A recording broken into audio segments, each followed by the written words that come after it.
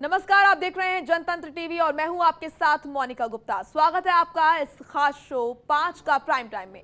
5 के prime time में आज का मुद्दा है देश में कोरोना संक्रमण के दैनिक मामले अब धीरे धीरे कम होने लगे हैं।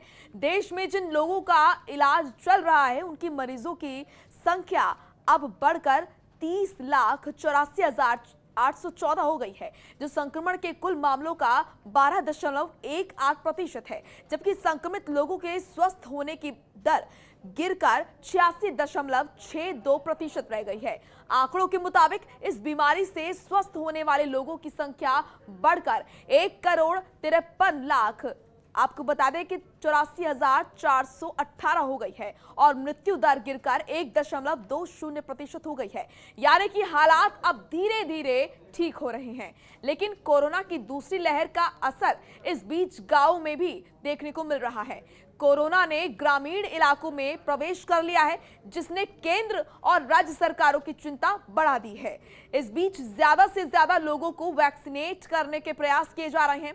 साथ ही इससे निपटने के लिए सरकार ने नया एक्शन प्लान भी बनाया है। वहीं जनतंत्र टीवी अपने दर्शकों से अपील करता है कि कोरोना से बचाव के लिए कोविड प्रोटोकॉल का पालन जरूर करें।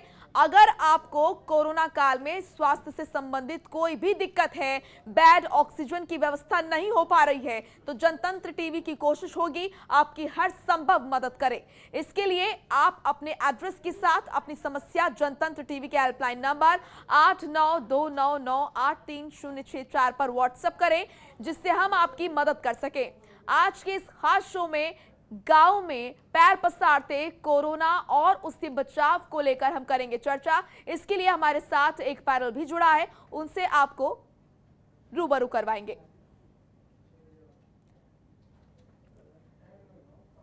तो आज हम चर्चा करेंगे कि आखिर क्यों गांव में लगातार पैर पसार रहा है कोरोना और कैसे इससे बचा जा सकता है।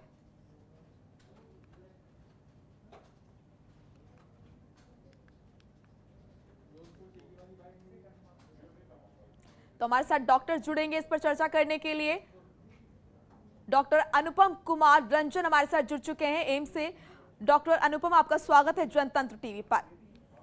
नमस्कार मैडम, थैंक यू। मैं doctor Anupam ji, senior resident department of emergency medicine AIIMS से। जी, बहुत बहुत स्वागत है आपका।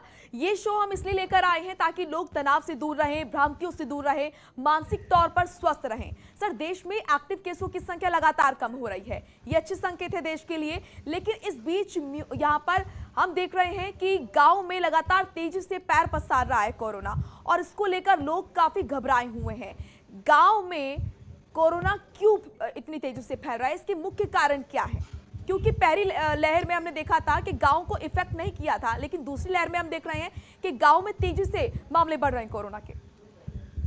जी मैडम, जैसा आपने बताया कि इस बार जो सेकेंड वेव था अभी कम हो रहा है, केसेस कम हो रहे हैं। जैसा कि मैंने कल न्यूज मीडिया में देखा कि अभी केसेस की नंबर्स 2,41,000 हो गए हैं, जो 10 दिन पहले तक 4 लाख थे।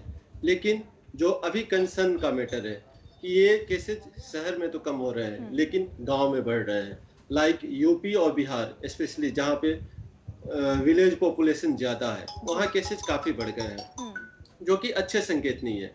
इसके पीछे बहुत सारे कारण हैं। एक तो पलायन, जैसे अनाउंस हुआ इस बार कि लॉकडाउन होगा या लॉकडाउन होने के चांसेस है, तो पिछली बार ऐसा हुआ था कि जो भी गांव की पॉपुलेशन थी वो शहर में रह गई थी, उनकी खाने की दिक्कत हुई, उसके अलावा तमाम तरह की उनको दिक्कतें हुई। तो उसको प्रिवेंट करने के लिए जो भी पॉपुलेशन थी ऑल ऑफ अ सडन गांव में मूव की।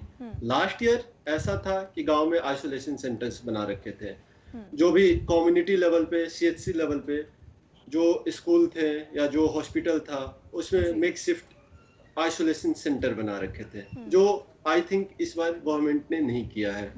तो जो भी पॉपुलेशन दिल्ली, मुंबई या बड़े शहरों से गांव में मूव की है,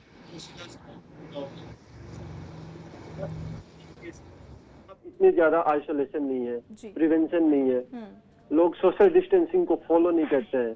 दैट्स व्हाई वहाँ पे नंबर ऑफ केसेस बढ़ने लगे हैं। और हम ये भी देख रहे हैं कि गांव में लोगों में जागरूकता की कमी है। इसको कैसे हम पूरा करें, जागरूक कैसे लोग होंगे? क्योंकि हम देख रहे हैं कि कई बार ऐसी तस्वीरें सामने आती हैं गांव से कि स्वास्थ्य टीम टेस्ट के लिए जाती है, लेकिन लोग उन्हें मारते हुए नजर आते हैं, पीटते हुए नजर आते हैं। जी मैडम, बिल्कुल आपने बिल्कुल सही कहा कि कैसे जागरूक करें।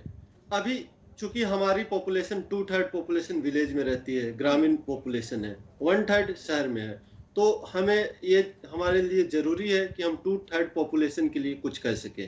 जी। उसके लिए बचाव ही कर सकते हैं। अब आपने अभी पीछे देखा कि जैसे केसेस बढ़े थे शहर में, बेड्स नहीं मिल रहे थे, ऑक्सीजन की कमी थी, दवाइयों की कमी थी। तो अगर ऐसा कुछ गांव में होता है तो इट विल क्रिएट हैवॉक। तो उसको प्रिवेंट करना है। प्रिवेंट करने के लिए मीडिया एक इम्पोर्टेंट वे है, प्रिंट मीडिया है, डिजिटल मीडिया है। वो मैसेज कन्वे होना चाहिए पब्लिक में कि ये सिंपल फ्लू नहीं है। जो भी मिसकंसेप्शन, कुछ असामाजिक तत्व है जिसको क्रिएट कर रहे हैं कि ये कोरोना मीडिया के द्वारा फैलाई गई एक नॉर्मल फ्लू है या गवर्नमेंट के द्वारा फैलाई गई एक नॉर्मल फ्लू है, इसको हमें ओवरकम करना है। हमें मैसेज, फर्स्ट हैंड मैसेज हमें देना है अपने गांव में रहने वाले भाई बहनों को। अभी तक जो भी उनको मैसेजेस मिल रहे हैं वो वाया मीडिया मिल रहा है, जो कि खुद इतने श्योर नहीं है, इतनी जानकारी नहीं है। वो सेकेंड या थर्ड हैंड जानकारियां गांव में दे रहे हैं। इसकी वजह से गांव में मिसकंसेप्शन है। तो we need to make the penetration in village. All thanks to Narendra Modi ji और हमारे माननीय प्रधानमंत्री जो डिजिटल इंडिया शुरू कर रखा है। तो अभी सबके घर में, सबके हाथ में फोन है, डिजिटल फोन है, स्मार्टफोन है। तो हम मैसेजेस के थ्रू शॉर्ट वीडियो बना के उनको भेज सकते हैं, सो दैट वो एडुकेट हो और बचाव कर सके और अपने परिवार का ध्यान रख सके। जी, चलिए, बहुत इंपॉर्टेंट चीज आपने बताई। साथ ही हमारे साथ डॉक्टर नरेश चावला भी जुड़ चुके हैं, वरिष्ठ चिकित्सक हैं आईएमए के। डॉक्टर नरेश, आपका बहुत बहुत स्वागत है जनतंत्र टीवी पर। नमस्कार। आज का हमारा जो मुद्दा है वो ये है कि गांव में लगातार तेजी से पैर पसार रहा है कोरोना। इससे कैसे गांव के लोग बचे, क्योंकि बहुत घबरा रहे हैं लोग। और ऐसे में आप सभी को पता है, हमको भी पता है कि यहाँ पर संसाधनों की बहुत कमी है गांव में। तो ऐसे में बड़ी चुनौती है गांव में बढ़ते कोरोना को रोकना। तो कैसे इसको मैनेज किया जा सकता है? सरकार को क्या अपनी रणनीति बनानी चाहिए इसको लेकर? देखिए मोनिका, ये बहुत ही दुखद मुद्दा है कि जब लास्ट ईयर हमारे देश में पहले पौने 3 महीने मार्च, अप्रैल में अच्छा खासा लॉकडाउन लग गया था, उसको मैं एक इफेक्टिव लॉकडाउन कहूँगा। इस बार आज भी तकरीबन 14-15 स्टेट्स में लॉकडाउन लगा हुआ है, बट ये बहुत ही ढीला और लूज लॉकडाउन है। आई डोंट नो ये कितना ज्यादा मकसद हमारा पूरा कर पा रहा है।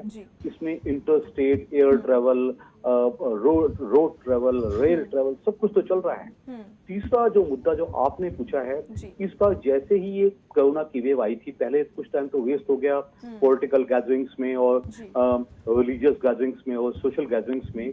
जब मुद्दा एकदम तेजी से एकदम आया, जो कि मत भूलिएगा मोनिका कि इस बार का कोरोना लास्ट ईयर से 3.5-4 टाइम्स ज्यादा तादाद में है। और जो वायरस है, चाहे वो वायरस वो ब्राजील का या ब्रिटेन का या साउथ अफ्रीका वायरस था, लेकिन अब से जो खतरनाक वायरस है तो हमारा अपना होम ग्रोन डबल वेरिएंट और ट्रिपल वेरिएंट बन गया है।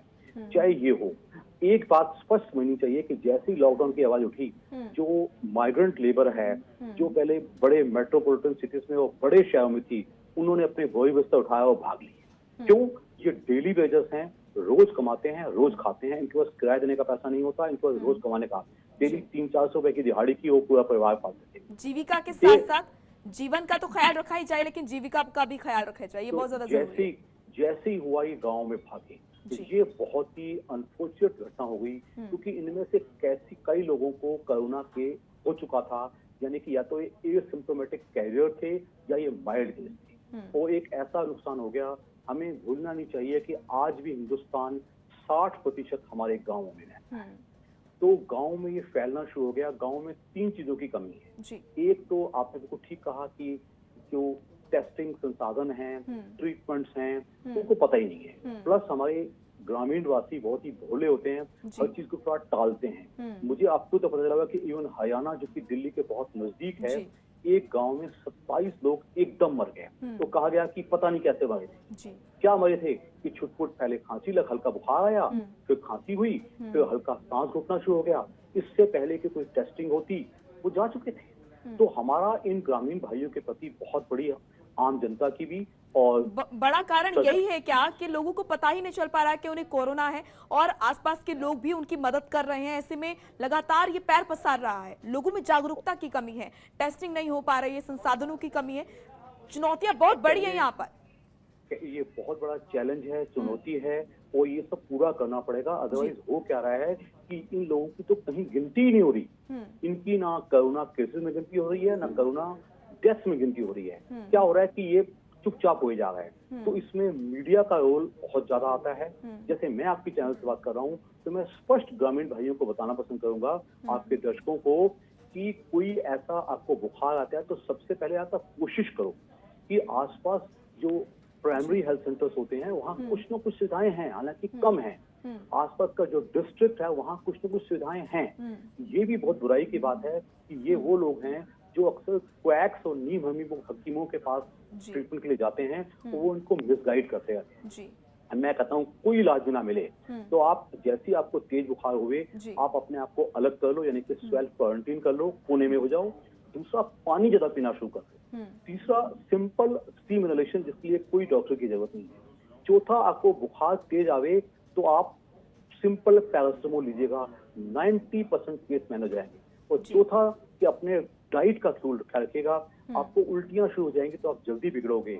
और अब तो शायद ये 2DG दवाई आ गई है ऑक्सीजन वाली, ये भी बहुत जल्द गाँव में पहुंच जाएगी। तो ये 4 चीजें तो ऐसी हैं जो घर बैठे बैठे सिंपली अपने ज्ञान से और अकल से की जा सकती हैं। क्योंकि कोरोना जब कोविड-19 किसी को भी होता है तो पहले 5-7 दिन अगर हम शहर में भी होता है तो हम शहरवासियों को भी यही कहते हैं कि आप एकदम आईसीयू के बेड की तरफ ना भागो, आप एकदम ऑक्सीजन की तरफ मत भागो। शहरों में ऑक्सीमीटर है, वहाँ शायद ऑक्सीमीटर नहीं पहुंचा है। तो ये मैं उम्मीद करता हूँ कि आने वाले टाइम में इसमें हमारी इंडियन मेडिकल एसोसिएशन, जो कि 3.5 लाख हमारे डॉक्टर्स हैं, आज भी काम कर रहे हैं और डेली मर रहे हैं। इस नई लहर में 250 डॉक्टर्स हमारे मर चुके हैं, पहले 1000 जांच के हैं, लेकिन आज भी हमारे डॉक्टर्स लगे हुए हैं। वो एनजीओज हर जगह पे होती हैं, एनजीओज और भी होंगी जो काफी अग्रसर होनी चाहिए। तो सबको राजनीति ना करते हुए सब केंद्र की सरकार, देश शहरों राज्यों की सरकारें, डिस्ट्रिक्ट एडमिनिस्ट्रेशन अगर जुट जाएं तो हम इन गांव वासियों की मदद भी कर सकते हैं। हालांकि it is very tall order है, लेकिन हमें करना ही पड़ेगा, अदरवाइज कितने लोग मरेंगे आप गिनती भी नहीं सोच सकती। तो इसलिए हमें इनको बचाना, उनको प्रॉपर्ली गाइड करना, कोई मेकशिफ्ट हॉस्पिटल बनाए जाएं, कोई आसपास इंफॉर्मेशन दी जाए, हेल्थ एजुकेशन दी जाए। वहाँ वर्कर्स होते हैं, इनको हेल्थ वर्कर्स कहते हैं, उनको एजुकेट किया जाए। वहाँ एएनएम्स दाइयां होती हैं, वहाँ छोटी-छोटी टीम्स बनाना जरूरी है। इनको टीम बना के ये करना, ये कोई ऐसा नहीं कि हमने आज कहा महीने बाद होगा, ये युद्ध स्तर पे आज ही जरूरी है। तो जैसे शहरों में ऑक्सीजन की कमी हुई थी तो एकदम जुट पड़े, ऐसी ग्रामीण भाइयों की हमारी जरूरत है। तो सब लोगों को अग्रसर होना पड़ेगा मोनिका, तभी हम उनको बचा पाएंगे। बिल्कुल, बहुत इंपॉर्टेंट चीज आपने बताई है। आपके पास आऊंगी। डॉक्टर अनुपम भी लगातार बने हुए। डॉक्टर अनुपम, इस बीच हम ये देख रहे हैं कि लोग भ्रांतियों की तरफ भी बहुत ध्यान दे रहे हैं, अफवाहों की तरफ भी बहुत ध्यान दे रहे हैं। और ऐसे में गांव में एक अफवाह बहुत फैली हुई है कि पीपल के पेड़ के नीचे अगर हम बैठते हैं तो हमारी तबीयत खराब नहीं होगी, ऑक्सीजन की वो पूर्ति करेगा। इसमें कितनी सच्चाई है? और ऐसे में बड़ी संख्या में लोग इकट्ठा होकर पीपल के पेड़ के नीचे बैठ रहे हैं, तो ऐसे में दूरी भी नहीं बन पा रही है। जी मैडम, बिल्कुल आपने सही बात बताई है कि बहुत सारी अफवाहें हैं। जैसे मैंने पहले बताया कि बहुत सारी भ्रांतियां हैं, बहुत सारी अफवाहें हैं, और जो ये लोग अफवाह फैला रहे हैं वो खुद एडुकेटेड नहीं है, खुद इस बीमारी के बारे में नहीं जानते हैं। तो ये हमारी रिस्पॉन्सिबिलिटी बनती है, आपकी रिस्पॉन्सिबिलिटी बनती है कि हम उन्हें एडुकेट करें, और मीडिया बेस्ट वे है एडुकेट करने का। उसके अलावा जैसे डॉक्टर साहब ने बताया कि हमें अब ह्यूमन पावर रिसोर्सेज डेवलप करने की जरूरत है, क्योंकि हम वहाँ डॉक्टर अवेलेबल नहीं करा सकते हैं। वहाँ जो रेशियो है doctor is to normal population वो बहुत ही स्क्रूड है। इवन शहरों में भी अच्छा नहीं है, वहाँ तो हालत बहुत ही ज्यादा खराब है। तो उसके लिए जरूरी है जो भी आरएमपी है, जो भी डॉक्टर के साथ काम कर रहे हैं लोग, उनकी एक हम टीम बनाएं, उनको एडुकेट करें, उनको चीजें बताएं एक अच्छी चीज है कोरोना के बारे में कि इसके ट्रीटमेंट इस अफवाह प्रोटोकॉल में बहुत कितनी सच्चाई है, फिक्स ये है। जरा लोगों को बताइए। नहीं, ये पूरी तरह जो आपने सही बताया कि अफवाह में कितनी सच्चाई है। ये जी। अफवाह है और बिल्कुल मिथक है। इससे इस दो पर बिल्कुल ध्यान नुकसान देने है। की एक, जरूरत नहीं है। बिल्कुल ध्यान देने की जरूरत नहीं है। इससे दो नुकसान है। एक तो गैदरिंग होगी, तो अगर किसी को एसिम्प्टोमेटिक कोविड इन्फेक्शन है जी। तो उससे स्प्रेड होने के चांसेस बहुत बढ़ जाते हैं। दूसरी चीज कि उसके नीचे बैठने से आप सोशल डिस्टेंसिंग नहीं कर सकते हैं। जी। तीसरी चीज कि ऑक्सीजन, कोई भी पेड़ होता है नॉर्मल ऑक्सीजन देता है। जी। अगर कोई बीमार है उसके लिए ऑक्सीजन की पूर्ति नहीं हो सकती है। बिल्कुल, क्योंकि कई लोगों का ऐसा दावा था गांव के लोगों का कि हम क्योंकि पीपल के पेड़ के नीचे बैठे हैं तो हम ठीक हो गए। ऐसे में इस देखिए अफवाह पर मैडम, बिल्कुल भी ध्यान देने की जरूरत नहीं है। लगातार हम अफवाहों बिल्कुल को, इन अफवाहों का हम खंडन करते हैं, लगातार हम भ्रांतियों को दूर करें लोगों की, क्योंकि इस बीच हम देख रहे हैं कि लोग पैनिक हो रहे हैं इस तरह की अफवाहों पर ध्यान देकर। ये बहुत जरूरी है कि उनकी अफवाहों को, जो उनके मन में भ्रांतियां हैं, जो डर है, उसको दूर किया जाए। बहुत इंपॉर्टेंट चीज आपने बताई है। साथ ही ये भी देखा जा रहा है डॉक्टर अनुपम कि अब क्योंकि जैसे कि आप भी जानते हैं कि संसाधनों की बहुत कमी है। एक बड़ा वर्ग है जहां पर ग्रामीण इलाकों में लोगों के पास स्मार्टफोन नहीं है और वैक्सीन को लेने के लिए रजिस्ट्रेशन कराना जरूरी है। ऐसे में बड़ी चुनौती है कि हर शख्स को वैक्सीनेट किया जा सके। इसके लिए क्या करना चाहिए, किस तरह की रणनीति होनी चाहिए? मैडम, पहली चीज के लिए मैं ये बताना चाहता हूँ कि जो भी पॉपुलेशन है, जो भी बीमार लोग हैं, 90% माइल्ड डिजीज होता है जो अपने आप ठीक होते हैं। तो इसके लिए आप किसी कंसेप्शन या मिसकंसेप्शन से कनेक्ट नहीं कर सकते हैं कि इसने ऐसा किया इसलिए ठीक हो गया, उसने ऐसा किया इसलिए ठीक हो गया। ये समझना बहुत जरूरी है कि 90 to 95% मरीज अपने आप ठीक होते हैं और अपने आप ठीक होंगे। तो उसको किसी चीज से कनेक्ट करने की जरूरत नहीं है। दूसरी चीज जो आपने बताया, वैक्सीनेशन ही ऐसी चीज है जो हमें लंबे दौर में, लॉन्ग रन में हमारी पॉपुलेशन को, हमारे देश को और हमारे लोगों को बचाने वाली है कोरोना इन्फेक्शन से। इसके लिए जैसा कि हम ग्राम पंचायत, सरपंच और ग्राम सेवक को कनेक्ट कर सकते हैं। उनके पास सारे लोगों की लिस्ट है कि एक पंचायत में कितने लोग हैं, कितने पॉपुलेशन है, कितने मेल है, कितने फीमेल है और क्या एज ग्रुप है। तो मुझे लगता है कि उनको एडुकेट करके, उनको सिस्टम बना के और सिस्टम में इंक्लूड करके हम वैक्सीनेशन ड्राइव को काफी इफेक्टिवली पहुंचा सकते हैं और अपने टारगेट को अचीव कर सकते हैं। बहुत इंपॉर्टेंट चीज़ आप बता रहे हैं। और डॉक्टर नरेश, मैं आपका भी रुख करूंगी। गांव के लोगों के लिए किस तरह की दिनचर्या होनी चाहिए कोरोना से बचने के लिए? क्योंकि जाहिर सी बात है संसाधनों का अभाव है, लेकिन इस सच्चाई को हमें एक्सेप्ट करने की ज़रूरत है। इसके चलते कैसे कोरोना से सुरक्षित रहा जाए गांव के लोगों के लिए स्पेशली? कैसे, किस तरह की दिनचर्या होनी चाहिए और किन किन चीज़ों का सेवन करें, किन चीज़ों का ख्याल रखें गाँव के लोग? देखिए मोनिका, स्पष्ट बातचीत है। गांव में दो पबियां होती हैं। पहली बात तो वहाँ के लोग बहुत ही भोले होते हैं। दूसरा, वो हम अच्छी तरह जानते हैं कि शिक्षा वहाँ शिक्षित थोड़ा कम होते हैं। तीसरा, वो बंधे हुए होते हैं अपने अंधविश्वासों से, वो अपने पुराने विश्वासों से। तीसरा, वो हेल्थ केयर के लिए, पहली बात तो वहाँ पढ़े लिखे डॉक्टर्स होते कम हैं। अगर साथ में प्राइमरी हेल्थ सेंटर है तो वो प्राइमरी हेल्थ सेंटर में जाके अपने घिसे पिटे अपने जो क्वैक या नीम हकीम या जिसको कहते हैं आधा पड़ा डॉक्टर है जो उल्टा सीधा करता रहता है, वो नुकसान करता रहता है, उससे चिपके होते हैं। उनसे उनका एक इमोशनल बॉन्डिंग होती है।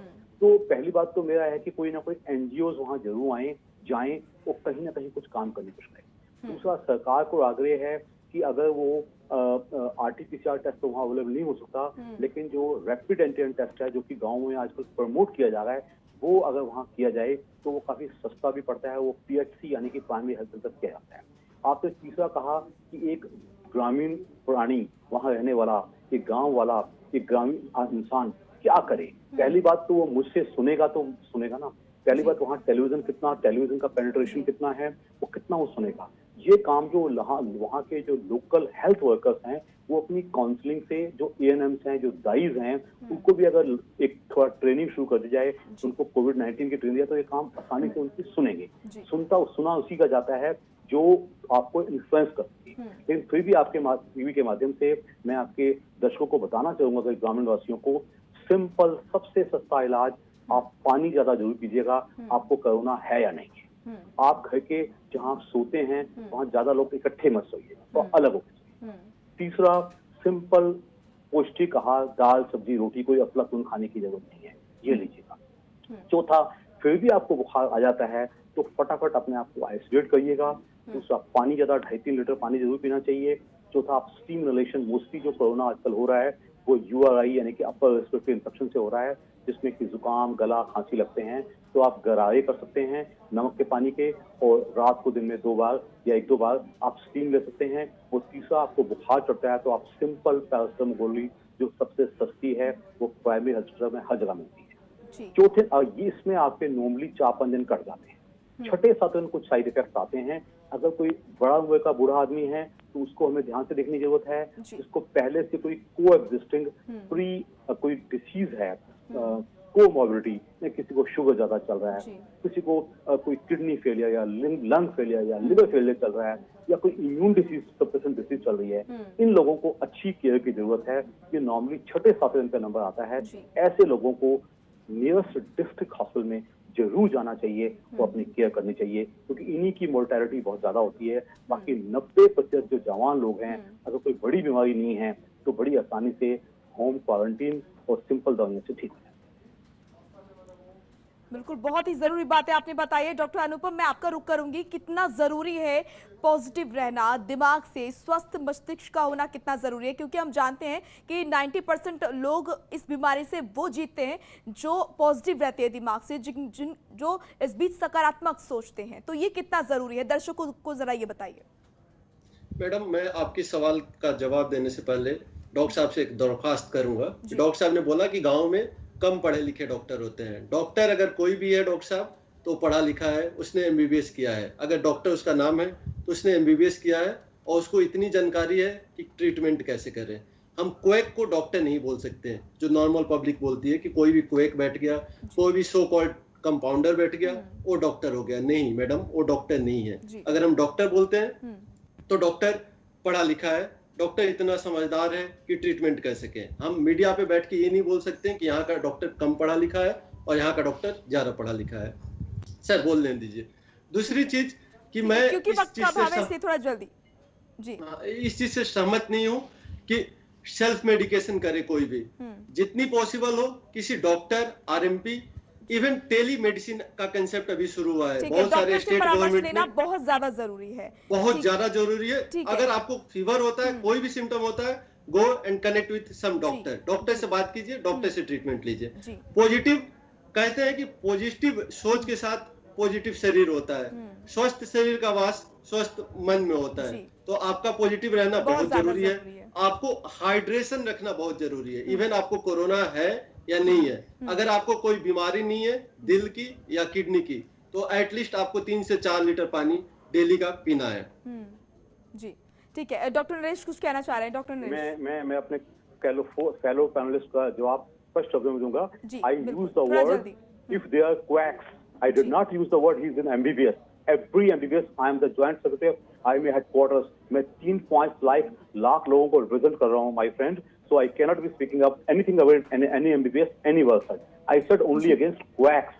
My words are typically meaning against quacks only. And you said telemedicine. एक गांव वाला टेलीमेडिसिन नहीं कर सकता, वहाँ इस किसी की प्रथा नहीं चलाई जाती। अगर इतने गांव में इतनी हमारी स्मार्टफोन पहुंच जाएं तो हमारे व्हाट्सएप भी पहुंच जाएंगे, व्हाट्सएप ट्रीटमेंट भी पहुंच जाएंगी, गवर्नमेंट गाइडलाइंस भी पहुंच जाएगी, क्योंकि वहाँ टेलीविजन भी कम है, स्मार्टफोन भी कम है। दैट इज वाई हम वहाँ पेनिट्रेट नहीं करते। आई यूज द वर्ड, वहाँ ANM और हेल्थ वर्कर पहुंच सकता है जिसकी बात को सुनते हैं। Nothing against any MBBS doctor, I never use the word वहाँ का डॉक्टर कम लिखा है और कम पढ़ लिखा है। मैंने कहा वहाँ का जो क्वैक है वो उनको मिसगाइड करता है। That is the sentiment I wanted to continue because I am an anti quackery champion. Guidance की वजह से भी जी ये जो भ्रामक चीजें हैं ये भी बहुत ज्यादा बढ़ावा देती हैं कोरोना को फैलने में। I am anti against anti quackery in any part of India. उनके खिलाफ आज भी मैं हूँ, कल भी रहूंगा, हमेशा रहूंगा। अपने MBBS भाई all are equal, all are knowledgeable and all are learning. I am on that point I am agreeing. ठीक है डॉक्टर नरेश, आपका बहुत बहुत शुक्रिया, और डॉक्टर अनुपम आपका भी बहुत बहुत शुक्रिया, आप हमारे साथ जुड़े और आपने हमारे दर्शकों को ये इंपॉर्टेंट टिप्स दिए कि किस तरीके से बचा जा सकता है और गांव के लोगों में जागरूकता लानी बहुत ज़्यादा ज़रूरी है। और आपने बताया कि किस तरीके से एक एक्शन प्लान यहाँ पर सरकार को तैयार करना चाहिए। और लगातार हम ये कह रहे हैं कि घबराने की ज़रूरत नहीं है, रूल्स फॉलो करने की ज़रूरत है, तो कोरोना आपको छू भी नहीं सकता है। लगातार हम इस तरह के मुद्दे आपके लिए लाते रहेंगे और आपको जागरूक करते रहेंगे। फिलहाल इस कार्यक्रम में इतना ही, अगली बार मैं फिर होंगे आज एक नए मुद्दे के साथ। तब तक के लिए मुझे दीजिए इजाजत, नमस्कार। खबरों के निष्पक्ष विश्लेषण के लिए सब्सक्राइब करें Jantantra TV and press the bell icon. Never miss any update.